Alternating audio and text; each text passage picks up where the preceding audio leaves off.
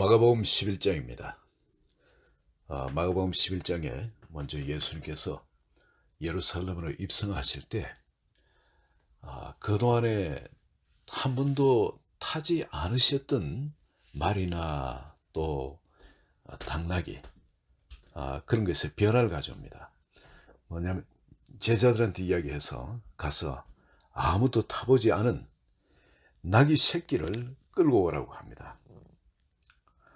그 나귀 새끼는 여러분 아시지만 고집이 보통 센 것이 아닙니다. 나귀 새끼는 사람을 태운다는 거 이거에 대해서 한 번도 경험이 없습니다. 길길이 날뛰고 그렇습니다. 특별히 자기가 원하지 않은 곳으로 가자면 절대 가지는 않습니다. 그래서 오죽하면 당나귀 고집이라 그랬습니다. 그렇지만 꼭 예수님께서 나귀를 타시겠대요. 나귀를 타시면은 그래도 크고 길이 잘 든 그런 나귀를 타고 그렇게 입성하시면은 혹시 만일에 있을 실수를 대비할 수 있는데, 아니 나귀 새끼는 우선에 다 자란 것이 아니기 때문에 타면은 이 발이 땅에 닿을 수도 있고 그렇지 않습니까? 그리고 또 어린 나귀가 얼마나 힘들겠어요. 그걸 안 간다 고집 피우고 하면은 들어가도 오히려 망신당할 수 있는 겁니다. 차라리 안 타고 걸어가시는 게 낫지. 또 타시더라도 그 나귀 새끼를 타가지고는 폼이 안 나잖아요. 그 예수님께서 무슨 입성하신다고 폼을 잡으실 것 같으면은 어미 나귀 새끼를 타고 가셔야 되는 겁니다. 길이 잘 된 것을 타고 가셔야 됩니다. 아니면 나귀보다는 차라리 말을 타고 입성을 하셔야 되는 겁니다. 그런데 꼭 나귀 새끼를 타셔야 되겠다. 그런 예수님께서 말씀하신 그 집에 가니까 정말 아무도 타보지 않은 나귀 새끼가 있어가지고 그 주인한테 우리 주님이 쓰시겠다 하고 말을 하니까 정말 예수님께서 말씀하신 것처럼 주인들이 그냥 풀어줍니다. 그래서 그 나귀를 끌고 와서 예수님을 태우고 예루살렘으로 입성을 하셨는데, 여기서 우리가 중요하게 깨달아야 될 것이 있습니다. 왜 꼭 나귀 새끼를 타시고자 하냐? 유대인이 이방 사람들이 부를 때 당나귀 새끼라고 불렀습니다. 욕하는 거죠. 고집불통이라는 겁니다. 그 자기들이 섬기는 하나님, 또 하나님의 말씀이라고 해서 아무리 누가 어떤 이야기 하더라도 거기에 관계된 것 같으면은 이거는 절대 바꿀 수가 없는 겁니다. 그 당나귀 고집이 그들에게 있다고요. 이 어린 나귀 새끼를 아무도 타보지 않은 나귀 새끼를 탄다는 것은 바로 예수님께서 우리를 나귀 새끼 취급하시는 겁니다. 우린 주인으로 누구를 모셔보지 못했습니다. 하나님을 모셔보지 못했죠. 이제 주님께서 우리 속에 주인으로 들어오시겠다는 겁니다. 그렇다면 그 주인을 모신 나귀가 이제 어디로 가야 됩니까? 성전에 들어가야죠. 그 성전에 들어갔는데, 예수님께서 성전에 들어가셨는데 성전에서 예수님이 뭘 하셨냐? 첫 번째 한 것이 성전 청소였습니다. 그게 양을 팔고 비둘기를 팔고 돈을 환전하고 하는 이 사람들의 그 환전상의 그 상을 엎어버리고 그 짐승들을 채찍으로 다 쫓아냅니다. 성전 청소부터 먼저 하셨습니다. 예수님께서 왜 이러셨냐면은 이 성전에는 그 일을 하는 것이, 그런 일을 하는 사람이 있는 것이 당연했었어요. 아니면 눈먼 낙이라든지 눈먼 양이라든지 좀 불구가 되거나 피쩍 말라가지고 상품으로서 가치가 없는, 소용이 없는 그런 짐승들을 예물로 드리기도 하고, 또 돈도 다 낡아 빠진, 그래서 돈으로서의 가치가 별로 없는 것을 그래도 형태는 그 돈이니까 그걸 갖고 하나님께 드린다고 드리고 하는 이런 일들을 방지하기 위해서 그런 예물을 거기 준비해 놓고 짐승들을 거기 준비해 놓은 겁니다. 돈도 새 돈을 준비해 놓은 겁니다. 그래서 환전을 해주고 그 짐승도 예물에 합당한 그런 온전한 짐승으로 바꿔주는 겁니다. 물론 돈을 받고 그렇게 하죠. 그런데 이것이 세월이 지나면서 원래의 그 순수한 그 의미에서 바뀌어져 가지고 이게 하나의 전매 사업이 되어버린 겁니다. 어느 누구도 경쟁이 없어요. 이건 국가에 사는 거니까. 그 당시 바리새인들 아니 사두개인들 이 사람들이 나라의 정치를 잡고 있지 않습니까? 그리고 그 재정을 잡고 있는 겁니다. 그 이들이 법을 잡고 있는 사람들, 이들이 그 전매 사업으로 이것을 엄청난 폭리를 취하고 그리고 그 마음은 이미 하나님을 예배하는 마음에서 떠나 있는 겁니다. 하나님을 참 영과 진리로 그를 예배하는 자리가 아니라 그들은 이미 이 그 전매 사업에서 나오는 그걸로 인해서 그들의 어떤 정치 세계를 견고하게 지어놓고 자기들의 아성을 세워놓고 있는 겁니다. 그래서 하나님이 오히려 뒷전이죠. 자기들이 세워놓은 그 아성을 킵하는 것이 우선이었습니다. 그래서 예수님께서는 그 모습을 보시고 그 안에 그걸 처음 다 허물어뜨리기를 원합니다. 예수님이 들어오시면은 먼저 성전 청소를 하셔야만이 본인이 거룩한 그 하나님께서 거하실 수가 있는 겁니다. 하나님 거룩하신 분이기 때문에 그렇습니다. 바로 우리 어린 낙이 전혀 길들여지지 않은 낙이 이게 바로 우리 아니겠습니까? 이제 우리 안으로 성전 삼아서 우리 안으로 들어오시는데 우리에게 주님이 제일 먼저 원하시는 것이 성전 청소입니다. 우리 안에 있는 하나님을 모시지 않는 다른 어떤 이기적인 동기나 그 어떤 것도 전부 다 주님께서 청소하시기를 원하십니다. 깨끗이 정리하기를 원하십니다. 그게 우선돼야 되는 거죠. 그리고 그 다음에 주님께서 우리에게 가르쳐 주시는 것이 다 이게 복선을 깔아놨습니다. 성전에 들어가기 전에 무화과 나무를 보고 열매를 얻지 못한다고 저주를 하셨어요. 예수님이 이러신 분이 아니거든요. 뭔가 내한테 뭐 필요 없다고 해서 그걸 저주해가지고 영 남도 못 쓰게끔 그런 분이 아닌 겁니다. 때가 또 이르기 때문에 무화과가 열리지 않는다 그랬어요. 근데 예수님 그 무화과 나무를 저주하신 겁니다. 이것은 제자들을 가르치기 위함이죠. 성전 청소를 하고 나오는데 베드로가 보니까 예수님이 저주하신 그 무화과 나무가 어떻게 됐을까? 베드로가 궁금했을 거 아니겠어요. 그래서 그 무화과 나무를 살펴보니까 무화과 나무가 말라버린 겁니다. 예수님 저주하신 대로. 역시 예수님. 그래서 예수님 저주하신 무화과 나무가 정말 말라버렸습니다. 이런 이야기를 들으니까 말씀을 들으니까 그 예수님께서 뭐라고 말씀하시냐면은 마가복음 11장 22절부터 23, 24, 25 유명한 말씀을 하십니다. 뭘 말씀하시냐면 하나님을 믿어라. 내가 진실로 너에게 이르노니 누구든지 이 산대로 들려 바다에 던지라 하며 그 말하는 것이 이룰 줄 믿고 마음에 의심하지 아니하면 그대로 되리라. 그러므로 내가 너에게 말하노니 무엇이든지 구하고 기도하고 구하는 것은 받은 줄로 믿어라. 그러면 너희 그대로 되리라. 서서 기도할 때에 아무에게나 혐의가 있거든 용서하라. 그리고 하늘에 계신 너희 아버지께서도 너희 허물을 사해 주시리라 하시니. 여기 예수님께서 우리가 말하는 것에 대해서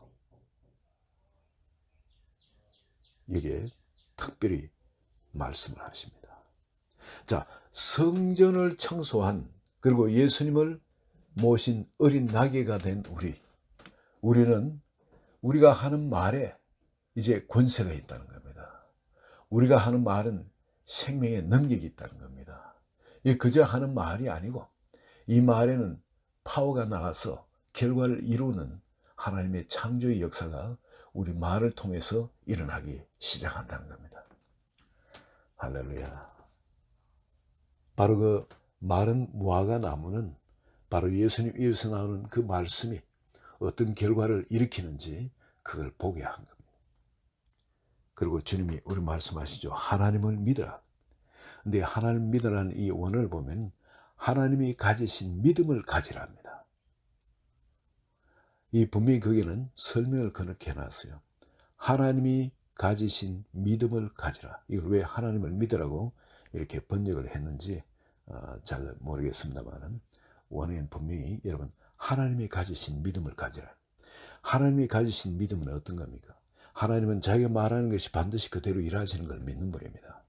그리고 그 말은 진리입니다. 선포하면 선포한 대로 일어납니다. 그것이 하나님이 가지신 믿음입니다. 이 하나님이 가지신 믿음을 가지고 있으면은 내가 진실로 진실로 너에게 이르노니 누구든지 이 산들어 들리어 바다에 던져지라 하며 그 말하는 것이 이루어질 줄 믿고 마음에 의심하지 않으면 그대로 되리라. 그대로 일어난다는 거예요. 우리 말하는 대로. 그럼 우리가 뭐 아무 말이나 그렇지 않다나 하면은 그게 그대로 일어나느냐? 그 말이 아니고요. 이게 그러므로 내가 너에게 말하노니 무엇이든지 기도하고 구하는 것은 받은 줄로 믿으라. 그래 하면 너에게 그대로 돼. 기도하고 구하는데 내가 무엇을 기도하고 구하고 있는 그런 상황에서 주님이 응답으로 나의 입을 통해서 말씀을 하시는 겁니다. 그러면은 그 일이 일어난다는 거예요. 그런데 내가 하는 말이냐, 하나님이 나를 통해서 하신 말이냐, 이 차이점은 내가 말할 때 이 정말 이게 말 같지 않은 말, 그리 말씀 같은 말이죠. 신성이 담긴, 권능이 담긴 그런 말이 나오는데 상식적으로는 산이 여기서 저쪽으로 옮겨질 리가 없죠. 내가 산에 들려서 옮기지라 한다고 산이 그렇게 옮겨질 리가 없는 거 아니겠습니까? 그런데 주님이 내 입을 통해서 말씀하시면은 그게 내 음색이나 나의 지성이나 모든 것 그대로 사용하세요. 그리고 그 말이 나오는데 권능이 있는 겁니다. 산을 옮기라고 말하는데 내가 그게 믿어져요. 이 산은 옮겨질 것이라. 이렇게 내 입을 통해서 주님 말씀하시고 나는 그게 믿어지는 겁니다. 그럴 때는 반드시 이게 옮겨지는 거구나. 그렇게 믿어도 좋다는 거죠. 하나님이 직접 우리 입을 통해서 말씀하신 것이고 또 우리를 통해 그 일을 이루시기 위해서 우리의 믿음 없는 우리에게도 믿음을 주시가 그게 이루어질 것이 믿어지는 믿음이 생기는 겁니다.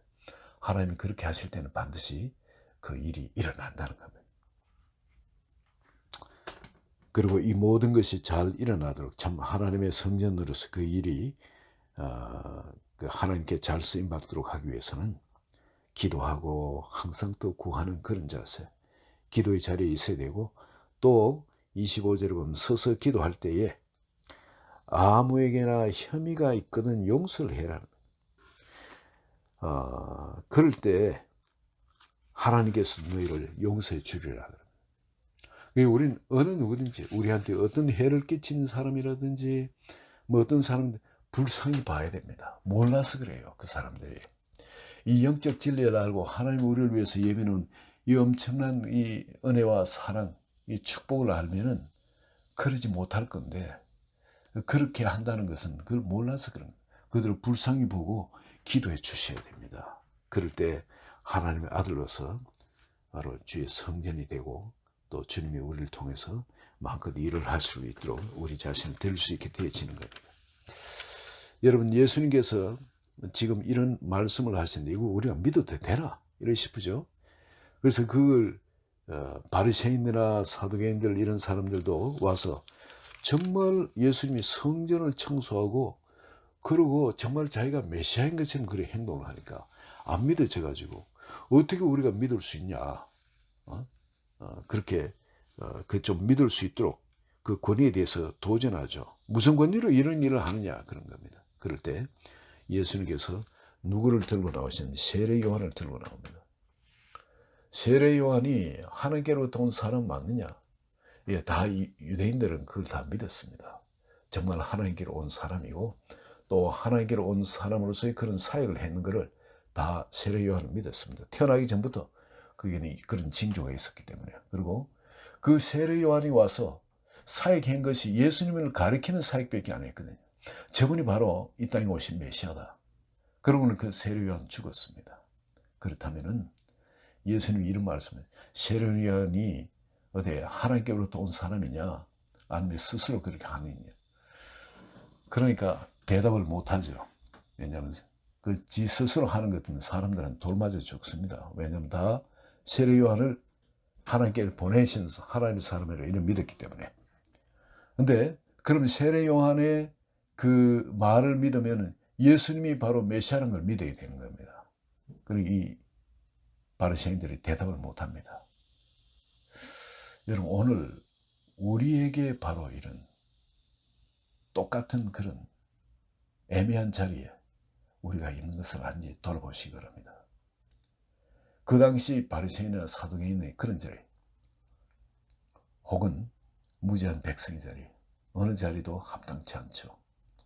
이제 우리 예수님이 이 땅에 오신 구세주인 걸 알았으니까 바로 어린 나귀 새끼처럼 나의 주인으로 아무도 모시지 않았다 할지라도 이제 바로 그 예수님을 나의 주인으로, 나의 하나님, 나의 왕으로 모시고 우리 마음을 깨끗하게 청소하고 그분이 그 시도를 그처로 만들어 드려야죠. 그리고 우리 입의 말은 이제 내가 하고 싶은 말을 하는 것이 아니라 주님이 내 입을 사용하도록 항상 내 입과 생각을 구별해놔야 돼요. 그리고 주님께서 내 생각과 내 입을 사용하셔서 하나님의 일을 행하실 수가 있습니다. 오늘도 주를 주인으로 모시고 주님이 이 땅 가운데 하시고자 하신 그 일들을 마음껏 일하는 한 분 한 분 되시기를 예수 그리스도 이름으로 축원드립니다. 하나님 아버지 감사합니다. 우리에게 그 나귀를 타고 예루살렘에 입성하셔서 찾아오신 것처럼 이제 나귀 같은 고집센 우리에게 성전 삼으시고 우리에게 찾아오셔서 이제 우리 말을 통해서 우리 행동을 통해서 또 구세주의 일을 또 일어나기를 원하시는 주님, 오늘 이 시간 하나님의 영으로 우리를 혼통 주장하여 주소서. 주님의 것입니다. 마음대로 저희들을 사용하여 주소서. 예수님의 이름으로 기도합니다. 아멘.